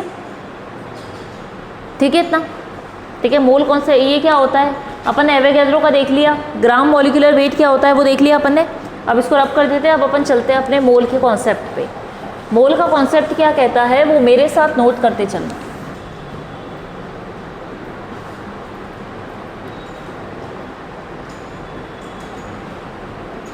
समझा दे इसको। अब चलते बच्चों अपन यहाँ पे नेक्स्ट टॉपिक पे अपने मोल कॉन्सेप्ट पे। मोल कॉन्सेप्ट की बात करेंगे तो अपन यहाँ पे क्या बात करते हैं, यहाँ इसको ढंग से समझना। मोल कॉन्सेप्ट मतलब यहाँ पे हम जो अलग अलग टर्म्स पढ़ते हैं उन टर्म्स का मतलब क्या होता है। यहाँ पे सबसे पहले बच्चों अपन ने लिखा किस तरह के मास होते हैं। एक तो होता है एटॉमिक मास, एक हम नाम लेते हैं मॉलिक्यूलर मास, और एक हम कहते हैं मोलर मास। एटॉमिक मास का मतलब समझिएगा, जहाँ पे अपन क्या करें, किसी भी एक एटम का मास, जब अपन बात करते हैं एक एटम के मास की कि एक एटम का भार कितना होगा, एक एटम का मास कितना होगा, तो उसको अपन किससे बताते हैं, एटॉमिक मास से बताएंगे। ठीक है, एटॉमिक मास का मतलब एक एटम का मास बता रहे हो। अब अपन बात करते हैं मॉलिक्यूलर मास पे। एक एटम का मतलब क्या हो गया, यहाँ पे अगर अपन बात कर रहे हैं एक हाइड्रोजन, एक क्लोरीन, एक ब्रोमीन, एक कार्बन, एक नाइट्रोजन, उनके जितना भी वेट आएगा एक का, वो अपन किससे बताएंगे, एटॉमिक मास से बताएंगे। जैसे एग्जांपल ले सकते हो, कार्बन का एक का कितना होता है 12, नाइट्रोजन का कितना आता है 14, हाइड्रोजन की एटॉमिक मास की बात करें तो 1, ठीक है, क्लोरीन का आता है 35.5, जब अपन एक की बात कर रहे हो ब्रोमीन का इससे ज़्यादा आता है। ठीक है, तो अपन यहाँ पे लिख लेते हैं, ये इतने सारे लिख लिए अपन ने, तो आप समझ सकते हो कि एक एटम की बात कर रहे हो तो एक एटम का मॉलिक्यूलर जो एटॉमिक मास जो आएगा वो किसके लिए आएगा, एक एटम के लिए आएगा। पॉइंट क्लियर है। अब अपन बात कर रहे हैं यहाँ पे मॉलिक्यूलर मास की। जब अपन बात करते हैं एक मॉलिक्यूल का मास, टर्मिनोलॉजी ध्यान से समझिएगा, अपन ने एटॉमिक मास बोली, इसका मतलब क्या बोला, एक एटम के मास की बात करी। जैसे अपन ने देख लिया हाइड्रोजन एक सिंगल है तो इसका मतलब उसका मास कितना होगा 1। ठीक है, कार्बन की बात करो तो 12, हाइड्रोजन की बात करो, नाइट्रोजन की बात करो तो 14। ठीक है, अब मॉलिक्यूलर मास की बात की, इसका मतलब अपन कह रहे हैं मास ऑफ वन मॉलिक्यूल। एक मॉलिक्यूल के मास को अपन किससे बताएंगे, उसके मॉलिक्यूलर मास से बताएंगे। जैसे एग्जांपल अपन और ले सकते हैं, ऑक्सीजन O2, एक ऑक्सीजन का कितना होता है 16, तो 2 ऑक्सीजन का कितना हो जाएगा 32। बात समझ में आई। H2O की बात करते हैं तो आपको पता है कि हाइड्रोजन कितना होता है, 2 हाइड्रोजन मतलब 2, 1 + 1 2, 2 प्लस ऑक्सीजन का होता है 16, टोटल कितना निकल गया इसका 18 आ गया। बात समझ में आई।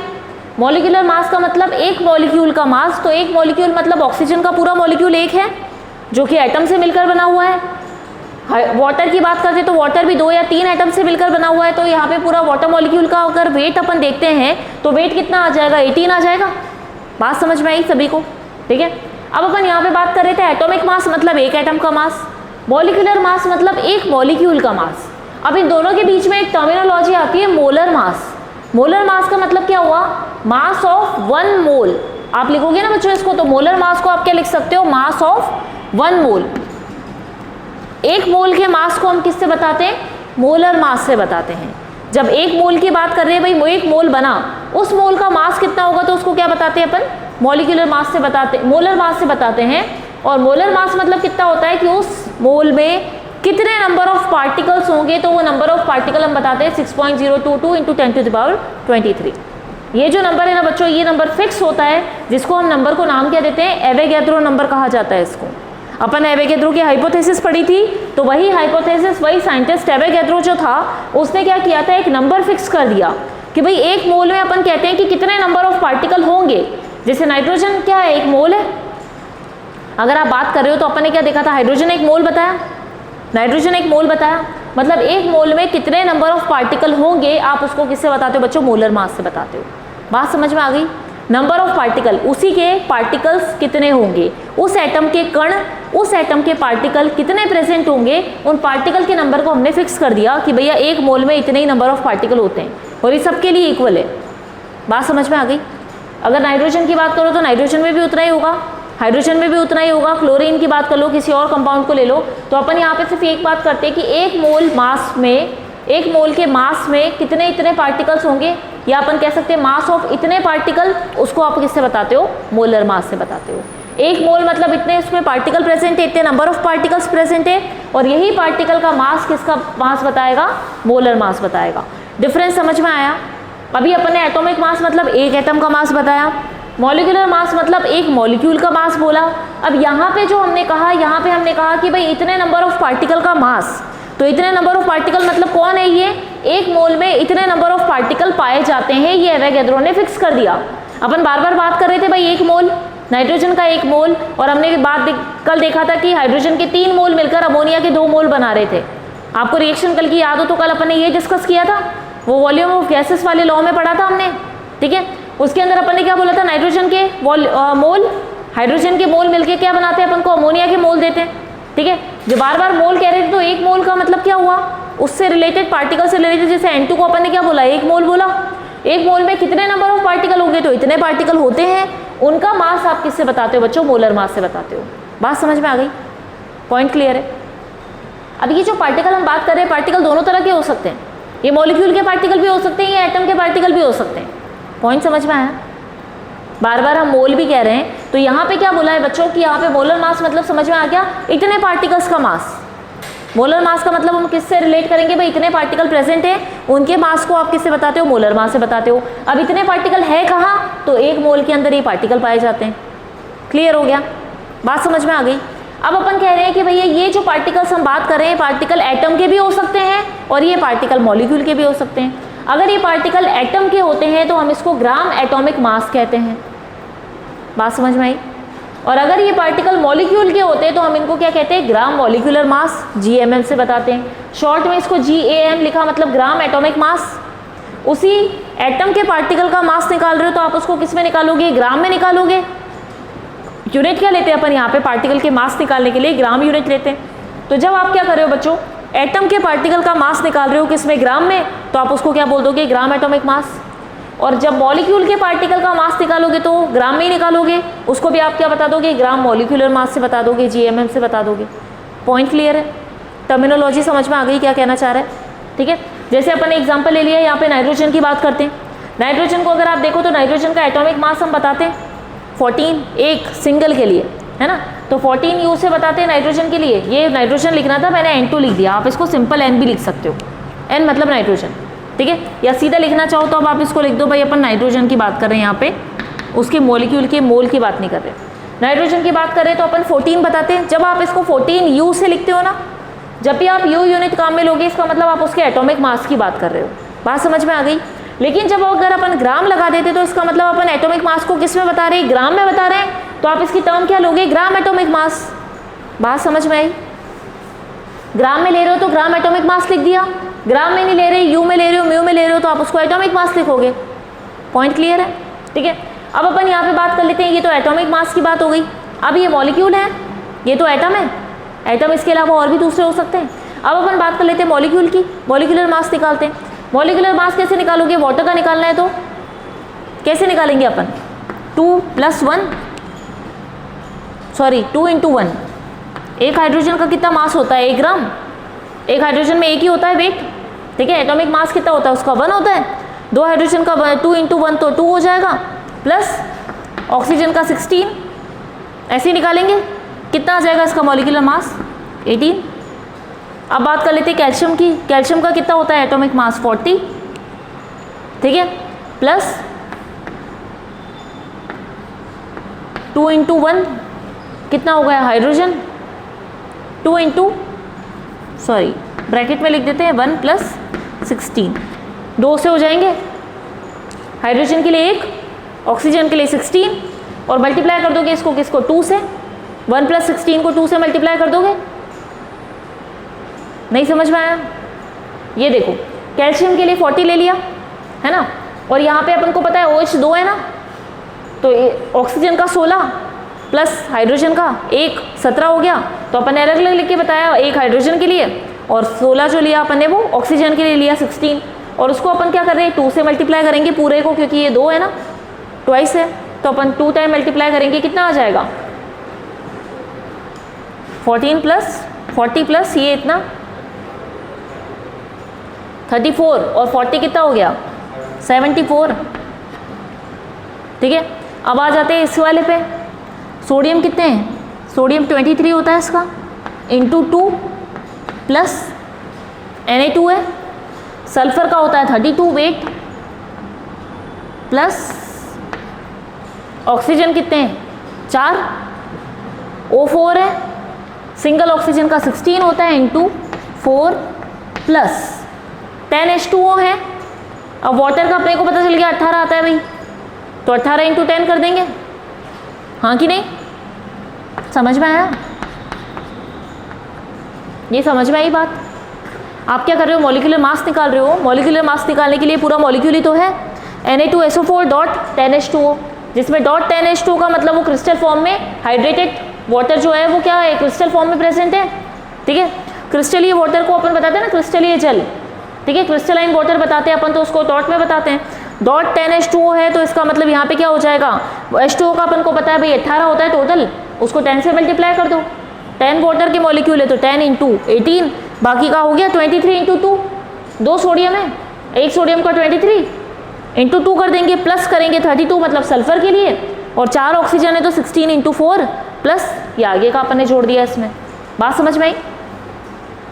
अब आप इसको कैलकुलेट कर लो, आ जाएगा आपके पास आंसर कितना आता है, वो कर लेना आराम से कैलकुलेट, बाद में कोई दिक्कत नहीं है, निकाल लेना इसका किस तरीके से निकलता है। ठीक है, जितना भी आएगा वो उसका मॉलिक्यूलर मास हो जाएगा। एटॉमिक मास समझ में आ गया, एटम से रिलेटेड, मॉलिक्यूलर मास मॉलिक्यूल से रिलेटेड, और मोलर मास जो होता है वो किससे रिलेटेड होता है, एक मोल से, कि एक मोल में कितने पार्टिकल हैं उन पार्टिकल के मास से रिलेटेड। और पार्टिकल कितने होंगे तो हमने नंबर फिक्स कर रखा है, वो हमें एवोगैड्रो ने बता दिया था 6.022 इंटू 10⁻23 होता है। अब बात कर लेते हैं बच्चों एटम। एटम के अंदर क्या होगा, एक मोल तो होगा ही होगा।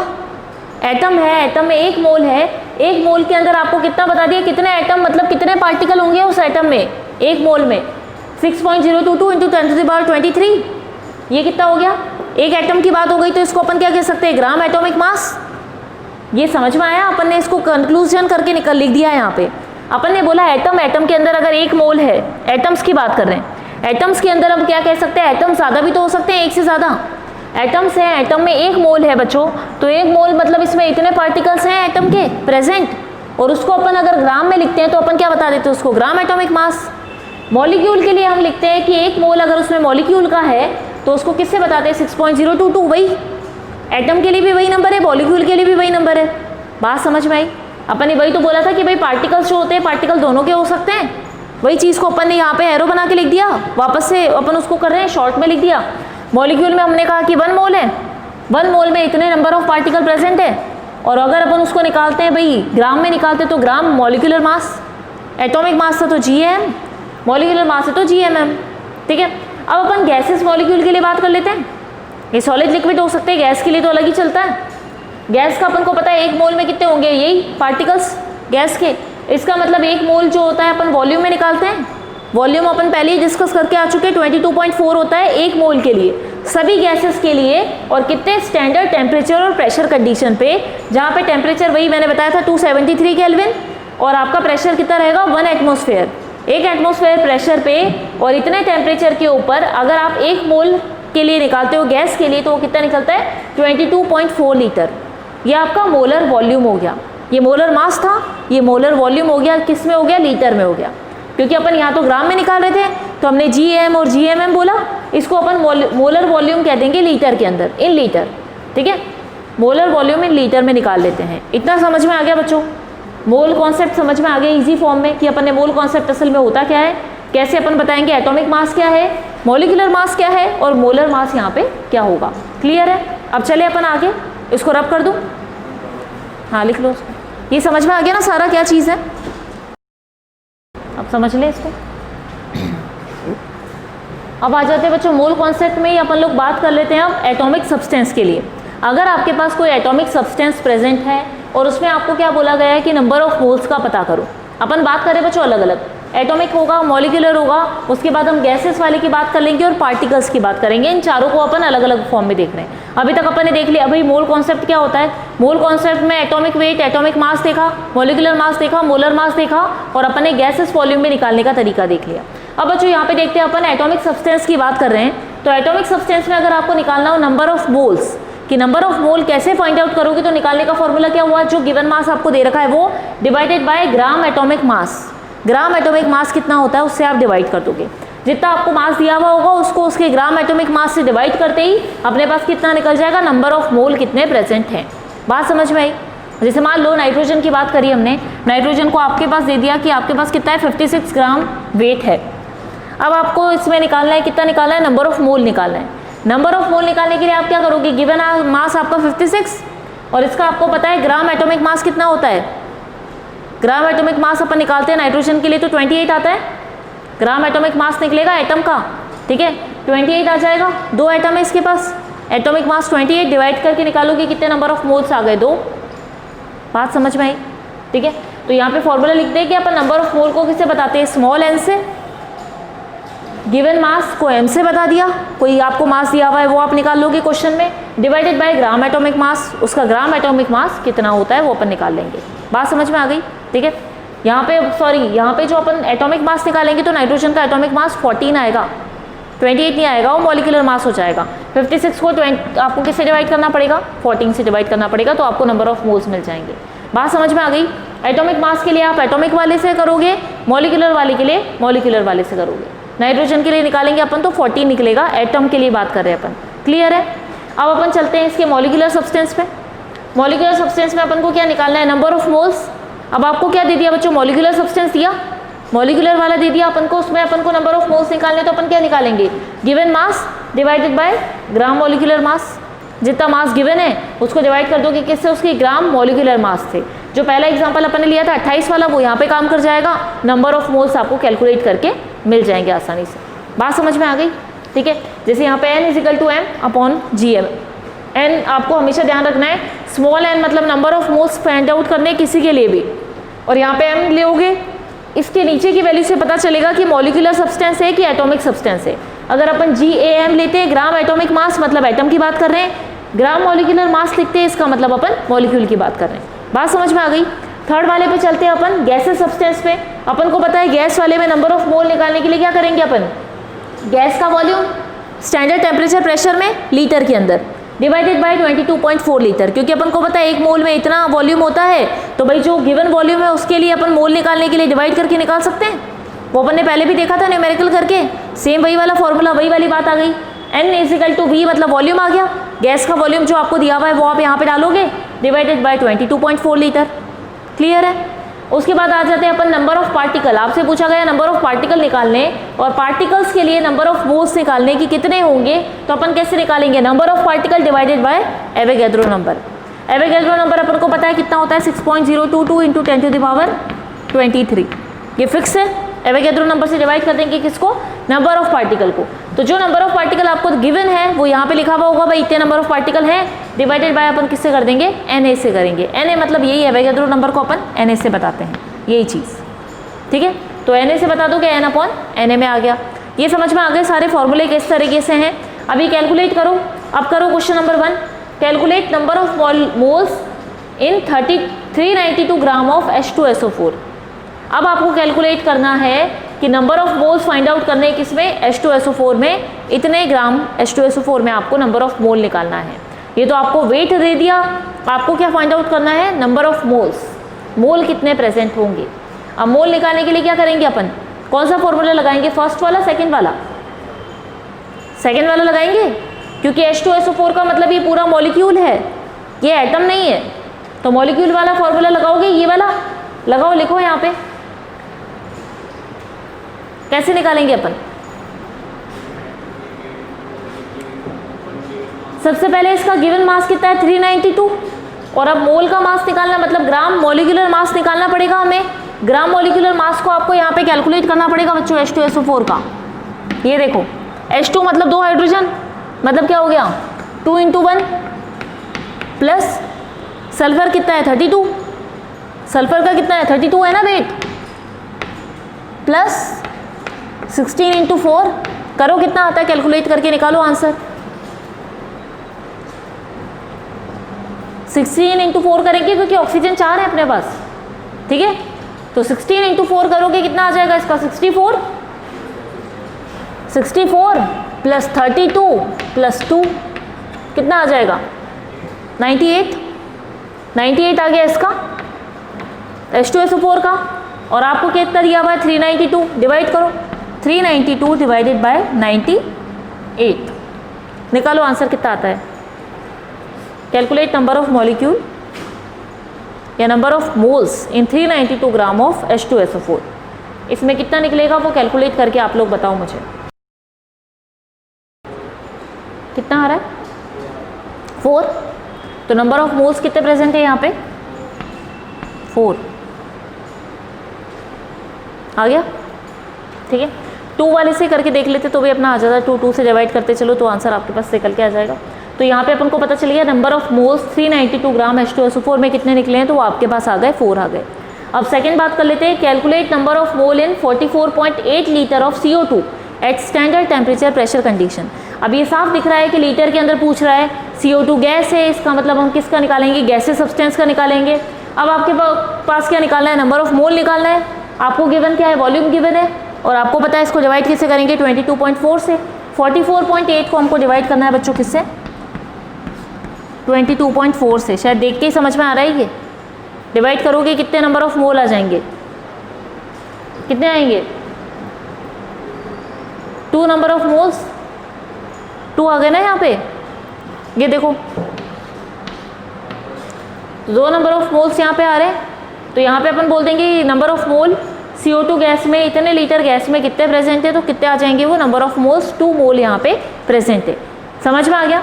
कैलकुलेशन कैसे करेंगे, अब और न्यूमेरिकल करवा देती हूँ इस पर, 1-2 करवाऊँ इस पर, न्यूमेरिकल करवा देते हैं और नोट करो। इसमें निकालो calculate number of atom in chlorine, calculate number of atom in chlorine in 2.8 gram of BaCl2। Calculate number of, ये रब कर देती हूँ मैं यहाँ से, नोट कर लिए इसको, फॉर्मूला भी पता है कैसे निकालते हैं अपन। क्वेश्चन नोट करो, calculate number of atom in chlorine of chlorine in 2.8 gram of 2.08 gram of BaCl2। अब यहाँ पे एटॉमिक वेट बेरियम का कितना है 137 और क्लोरीन का है 35.5। अब कैलकुलेट करके निकालो कितना आएगा। बेरियम का है 137, क्लोरीन का है 35.5। यहाँ पे समझ में आया क्या पूछा है, नंबर ऑफ एटम मतलब नंबर ऑफ पार्टिकल्स पूछा है, कितने नंबर ऑफ पार्टिकल्स होंगे तो निकालने के लिए। ये समझ में आया कैसे करोगे। यहाँ पे अपन क्या करेंगे देखना, अपन बोल रहे हैं calculate number of atom in chlorine in 2.8 gram of BaCl2। अब BaCl2 के अंदर आपको क्लोरीन एटम का नंबर निकालना है, तो सबसे पहले आप क्या निकालोगे, यहाँ पे इसका मॉलिक्यूलर वेट तो निकाल ले अपन, नंबर ऑफ मोल्स कितने प्रेजेंट है पहले वो निकालेंगे, किसमें, मॉलिक्यूलर में, क्योंकि ये मॉलिक्यूल है, B और Cl का मॉलिक्यूल है। तो सबसे पहले क्या निकालोगे आप, यहाँ पे नंबर ऑफ मॉलिक्यूल कितने प्रेजेंट है उनके अकॉर्डिंग उसका वेट निकालेंगे। ठीक है, नंबर ऑफ मोल्स निकाल रहे हैं अपन, किसके लिए, मॉलिक्यूलर वेट के लिए। तो मॉलिक्यूलर वेट के लिए निकालोगे कितना आ जाएगा, इन दोनों को प्लस करेंगे, डिवाइडेड बाय 2.08, ये कितना आ जाएगा 137 प्लस 35, कितना BaCl2 में कैसे निकालोगे, BaCl2 बना है आपका, तो आपको खुद को पता है बेरियम का कितना है 137 प्लस 35.5 इंटू 2 कितना आ जाएगा। BaCl2 के लिए हम मॉलिक्यूलर वेट निकालते हैं तो हम इसी तरीके से निकालते हैं प्लस करके, कितना आ जाएगा 137 प्लस 35.5 इंटू 2, क्योंकि 2 Cl2 हैं तो कितना निकल के आएगा, ये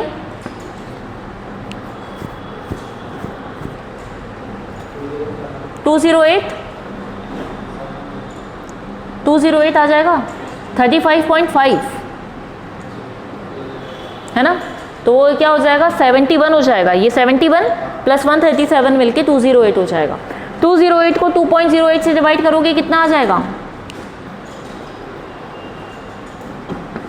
0.01, मतलब नंबर ऑफ मोल यहाँ पे कितने प्रेजेंट है 0.01। ठीक है, नंबर ऑफ मोल आपका किस में मिल गया, इसके अंदर आपको पूरे BaCl2 के अंदर मिला कि कितना नंबर ऑफ मोल प्रेजेंट है। तो अपन यहाँ पे लिखेंगे number of mole in BaCl2 is 0.01 Na, ये आपका एवोगैड्रो नंबर आया है। नंबर ऑफ मोल मतलब इतने प्रेजेंट है, मतलब एवोगैड्रो नंबर के अकॉर्डिंग अगर अपन बताए तो इतने नंबर ऑफ मोल्स यहाँ पे प्रेजेंट है। बात समझ में आई। अपन ने क्या बोला, BaCl2 मॉलिक्यूल में नंबर ऑफ मोल निकाल रहे हो, नंबर ऑफ मोल क्या बताता है, उसके पार्टिकल ही तो बताता है। पॉइंट क्लियर है? समझ में आया? नहीं समझ में आया? यहाँ पे देखना अपन क्या बात कर रहे हैं, ये चीज़ नोट करो। ये हटा देती हूँ मैं एक बार इसको। अभी तक अपन ने क्या बोला था कि BaCl2 के अंदर अपन को क्या निकालना है, नंबर ऑफ एटम निकालने हैं। नंबर ऑफ एटम मतलब नंबर ऑफ पार्टिकल निकालने, किसके लिए? क्लोरीन में नंबर ऑफ पार्टिकल कितने प्रेजेंट है BaCl2 के अंदर पूरा। BaCl2 में अभी अपन ने क्या देखा, पहले इसको डिवाइड कर दिया, डिवाइड करके अपन को पता चला कितना नंबर ऑफ मोल्स इसमें प्रेजेंट है, 0.1 0.01, ठीक है। अब इसको आगे देखना है, यहाँ पे नंबर ऑफ BaCl2 में कितना प्रेजेंट है, n नंबर जो है, n अपन ने यहाँ पे बताया था नंबर ऑफ पार्टिकल में, ठीक है। n कितना प्रेजेंट है यहाँ पे, 0.01 है अपने पास। तो 1 मोल BaCl2 में कितने होंगे, 1 मिनट नोट करना है इसको एक बार।